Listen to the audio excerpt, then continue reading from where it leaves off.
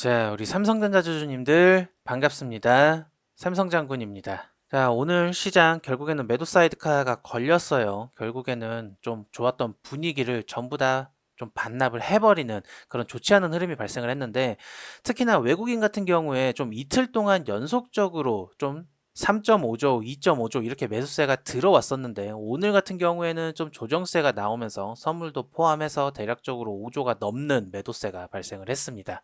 그러면서 좀 주가가 크게 밀리고 있는 상황이고, 결국에는 코스피랑 코스닥 둘 다 매도 사이드카가 걸린 상황이에요. 그리고 어제 같은 경우에는 다시 한번 그 AI에 대한 빅테크들의 투자가 조금 과잉이다라는 우려가 섞여 나오면서 구글 같은 경우에는 마이너스 7%, 그리고 테슬라 같은 경우에는 마이너스 15%가 빠지면서 굉장히 큰 폭의 하락률을 기록을 했는데, 오늘은 그 영향을 받아서 조금 국내 증시가 많이 빠진 모습입니다. 좀 개파락으로 시작을 하면서, 그리고 결국에는 이 하락분을 만회를 하지 못하고 지금 이제 장을 마감하고 있는 상황인데요. 제가 이전 영상들에서 굉장히 입 아프게 말씀을 드렸던 것처럼, 결국에는 우리가 이 구간을 돌파를 하지 못하면 여기에서 다시 이렇게 주가가 내려가는 상황이 발생을 했을 때 큰 단위의 추세가 여전히 하락권세로 유지가 되고 있기 때문에, 결국에는 이 저점을 더 깨고 내려갈 확률을 우위에 두고 대응을 해야 된다라고 말씀을 드렸죠. 그래서 여기에서 같은 경우에는 이 저점부에서 신규 포지션을 들어가시는 분들만 이 변동성을 누릴 수가 있고,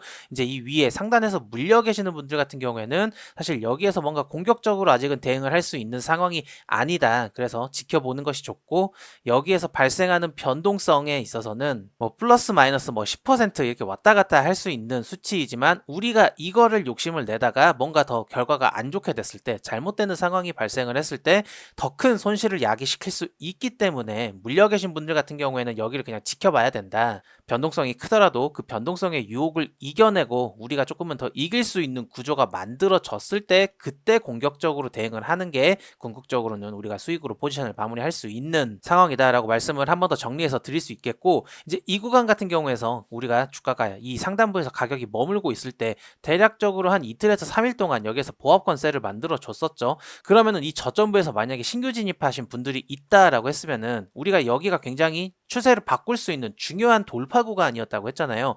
그러면은 반대로 이렇게 크게 내려오는 하락 추세가 아직까지 강하다라고 하면은 반등의 최대 구간이 이 구간 정도다라고 볼 수 있는 거고, 여기에서 이제 추가 하락세가 더 발생할 수 있는 가능성이 있었기 때문에 물량을 어느 정도 좀 줄여줄 필요가 있었겠죠. 물론 차트가 오늘 이렇게 매도 사이드카로 인해서 약세를 보여주면서 굉장히 결과론적인 이야기처럼 들리실 수도 있었겠지만, 저는 지속적으로 계속 약세가 우세한 상황이다. 그러니까 위에 상단부를 돌파하는 움직임과 아래의 하단부를 이탈하는 움직임, 두 가지의 경우의 수를 놓고 봤을 때 두 번째의 경우, 이탈하는 경우를 조금 더 우위에 두고 우리가 대응을 하는 것이 좋겠다라고 말씀을 드렸었고요. 뭐 결국에는 이렇게 또 다시 하락세가 나오면서 주봉의 마감이 우리가 원하는 대로 좀 이루어지지는 않을 가능성이 높아졌는데, 그나마 다행인 점은 이렇게 한 달 동안 4주 연속으로 음봉이 이렇게 진행되고 있는 흐름을 이제 방금 장이 마감을 했는데, 양봉으로 마감을 하면서 이렇게 극단적인 약세적인 흐름을 어느 정도 좀 끊어내는 데에 이 부분을 의미를 두는 것이 좋겠습니다. 그래서 아직까지는 우리가 삼성전자를 좀 적극적으로 매수를 하는 데에 있어서 상단에 물려 계신 분들 같은 경우에는 아직도 뭔가 구체적인 액션을 취할 수 있는 상황이 아니다라고 말씀을 드릴 수 있고, 오히려 이 구간에서 우리가 바라야 할 점은 이 저점 구간을 이탈하지 않으면서 여기서 보합권세를 유지를 하다가 결국에는 이 28만 5천 원 선을 돌파해주는 흐름을 만들어줘야,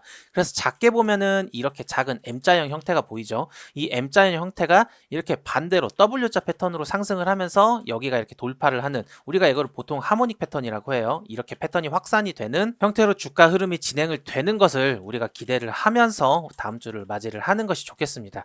결국은 주 초에 이렇게 시작됐던 상승분을 마감을 하면서 좀 무의미하게 주봉이 마감을 해버렸는데, 우리 주주님들께 당부드리고 싶었던 말씀은, 제가 이 자리에 머물고 있었을 때 이틀 3일 전 영상이죠.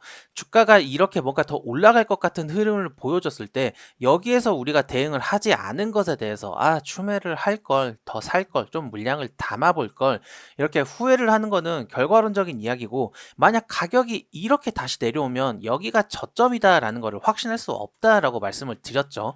저는 개인적으로는 여기를 더 깨고 내려갈 확률을 조금 더 높게 보고 있기 때문에, 그나마 잘 나와서 그나마 여기를 깨고 올라갈 수 있는 상승 가능성을 만드는 거는 여기에서 이러한 형태의 수렴이 만들어지는 건데, 그러면은 수렴을 하게 되면은 그만큼 시간적으로 더 소모를 하기 때문에 우리에게 고통스러운 시간이 더 많이 남아있다라고 볼 수 있겠습니다.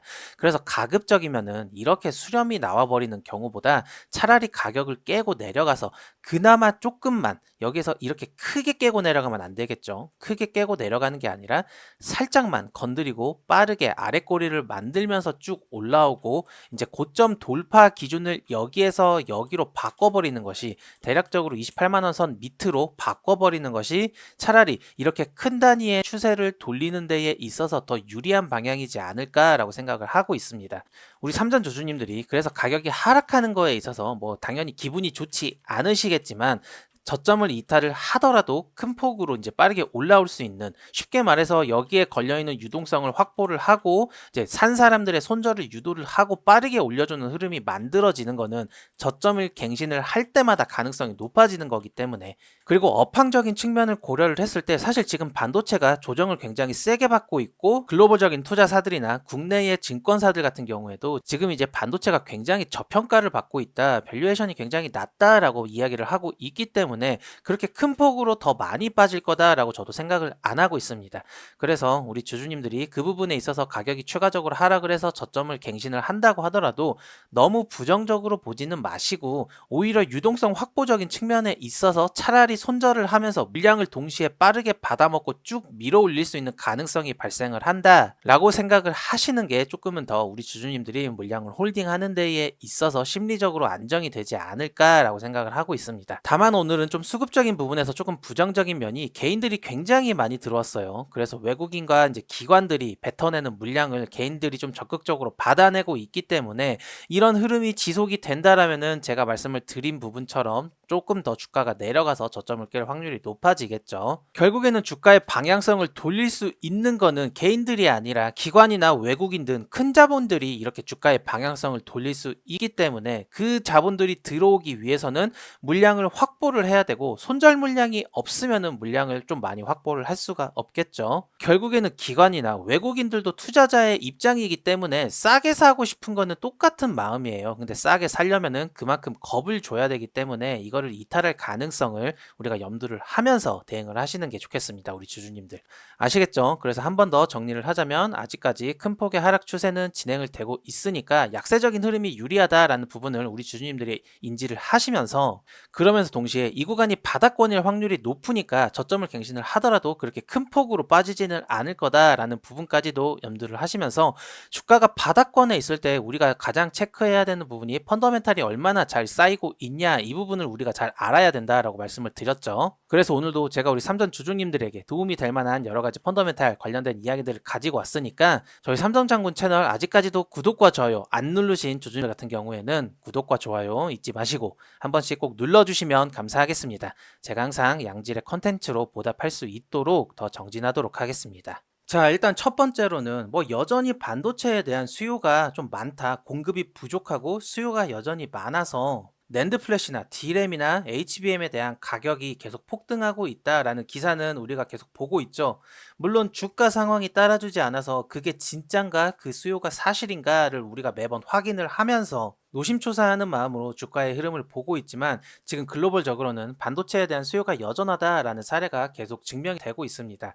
그 소식을 반영을 하는 삼성전자의 기사가 하나가 나왔는데, 삼성전자 내부에 반도체 부분에 500명 규모로 팀을 구성하고 있는 CSS 사업팀이 있습니다. 이 CSS 사업팀 같은 경우에는 스마트폰 충전기나 가전제품에 들어가는 그런 전력 조절 칩을 만드는, LED 조명 부품을 만드는 그런 사업 부서예요.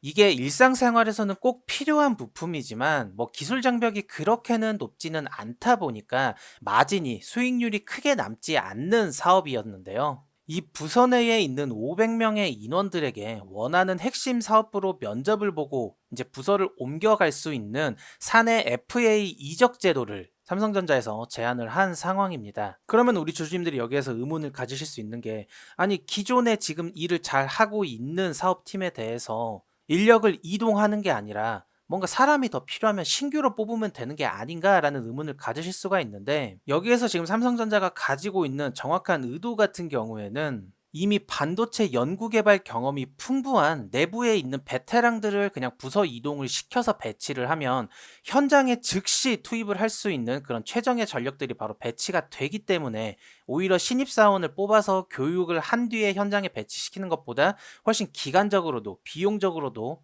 효율적인 조치다라고 판단을 한 거겠죠. 그래서 이 인원들이 이 사내 이적 제도를 적극적으로 활용을 한다라고 하면은 앞으로 반도체 메모리나 파운드리 부분에 집중적으로 투입을 할 예정이다라고 밝혔습니다. 그러면은 그만큼 공급 문제에 있어서 어느 정도 좀 일단락이 되겠죠. 뭐 작은 인원이긴 하지만 해소가 되는 부분에 좀 일조를 할 수 있겠습니다. 그러면은 이 조치가 지금 삼성이 처해져 있는 이런 환경적인 상황들을 고려를 했을 때에 좀 연관성이 있어 보인다라고 저는 개인적으로 판단을 하고 있는데요. 최근에 테슬라가 실적 발표를 했죠. 근데 요즘 이제 테슬라 같은 경우에는 차량 모델을 좀 개발하는 것보다 오히려 자율주행이나 아니면 인간형 로봇, 이제 옵티머스라는 모델명이죠. 또는 운전자가 없는 로보택시를 만드는 데에 좀 사업 방향성을 튼 상황입니다. 그러면 그 피지컬 AI에 들어가는 중요한 두뇌 역할을 하는 반도체 칩이 있겠죠. 그 반도체 칩을 테슬라에서 AI5라는 모델로 지금 준비를 하고 있는데 이 칩을 만들려면 어쩔 수 없이 최첨단 반도체 공장이 필요한 상황이에요. 근데 이제 삼성전자 같은 경우에는 지금 미국 텍사스주 테일러에 지금 수십 조를 들여서 공장을 짓고 있는 상황이죠. 그래서 일론 머스크가 이 실적 발표 자리에서 공식적으로 삼성에 대해서 샤라웃을 했습니다. 자, 기사 내용에 이 구간을 보시면 삼성이 지금 텍사스에 반도체 공장을 짓고 있어서